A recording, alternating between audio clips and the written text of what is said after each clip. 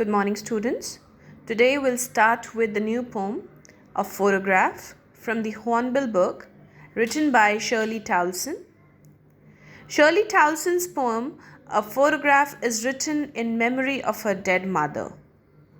A photograph captures the moment. Along with the moment captured, it even captures the emotions felt at the time the photograph was captured. The poem describes 3 stages in the passage of time here. In the first stage, the photograph shows the poet's mother standing at the beach, enjoying her holiday with her 2 girl cousins. The mother was around 12 years old at that time. The second stage takes us about 20 to 30 years later, where the mother would laugh at the way she was dressed for the beach holiday. The third stage, the poet remembers the dead mother with a heavy heart, wherein the photograph revives a nostalgic feeling in the poet. So this is just the brief description of how the poem would actually look like. Now we'll start with the explanation part. The cardboard shows me how it was when the 2 girl cousins went paddling. So here cardboard is basically the cardboard which is stuck at the back of at the back of the photograph. So you can see the durability of the photograph is not that good because it's a very old photograph. The cardboard shows me how it was when the 2 girl cousins went paddling, each one holding one of my mother's hands, and she the big girl, some 12 years or so. So now the poet is looking at the photograph, the cardboard, and now she's remembering, she's moved into the nostalgic feeling of how the 2 girl cousins along with her mother went for paddling for a sea holiday. Both the cousins were holding one of the poet's mother's hand, and she the big girl. Poet's mother is the elder of 3, so some 12 years or so. So it's a story about when her mother was actually 12 years old. So they all went for a sea holiday, a beach holiday. All 3 stood still to smile through their hair at my uncle with the camera. A sweet face, my mother's, that was before I was born, and the sea, which appears to have changed less, washed their terribly transient feet. So please underline the word terribly transient feet. So now she's again thinking about the same photograph, and she's saying that, you know how that picture was captured? She was around 12 years at that time, the mother, and all of 3 were standing together because at that time it was little windy. So when the picture was captured, the hair was like flying on their face.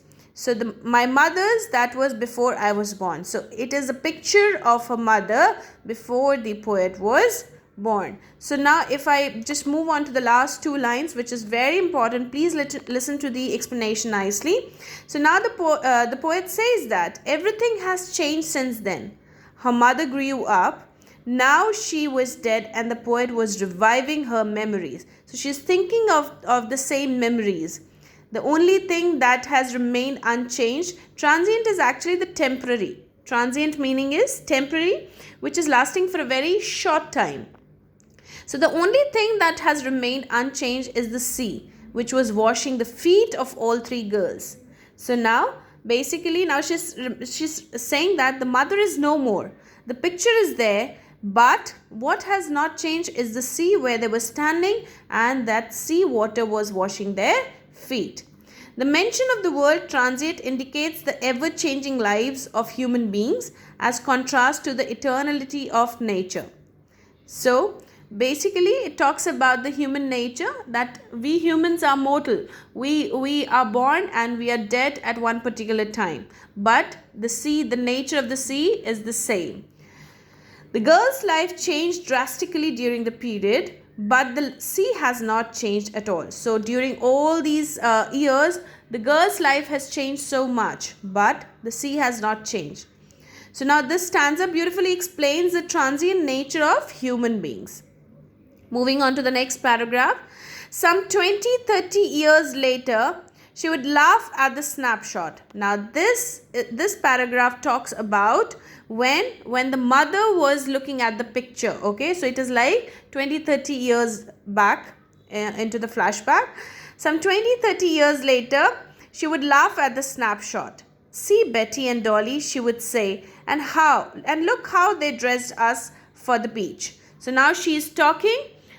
She is here, the mother. The mother is looking at the photograph and she is narrating how beautifully they were dressed up for the beach that particular day. So the mother is remembering, looking at the picture, and she's narrating the same to the daughter. And now the daughter is thinking about the same particular scene when her mother was explaining the portrait to her. So some 20-30 years later, she would laugh at the snapshot. See Betty and Dolly. Now the two cousins' names are Betty and Dolly. She would say, and look how they dressed us for the beach. The sea holiday was her past. Mine is her laughter. Both were, now see, worry, you see, W-R-Y, underline this also, with the labored ease of loss. So now she's saying that she's remembering her cousins, Dolly and Betty, and she's even looking at the dresses that three of them were really wearing on that particular day, and she's laughing nostalgically, remembering the happy memories of her past and the way she is looking in the picture. So sea holiday, now she's saying that the poet is saying sea holiday was her mother's past. So that was the past of the mother, and the mother's laughter has become a thing of past for the poet, and her mother was now dead. So that particular little beautiful smile of her mother has become the kind of, she's actually thinking that has become a nostalgic feeling for the poet. The poet still remembers how her mother would laugh at the photograph, remembering the sea holiday with a fondness as well as a sense of loss, because that time would never come back, definitely. So it would never come back. So she's just thinking of that particular picture.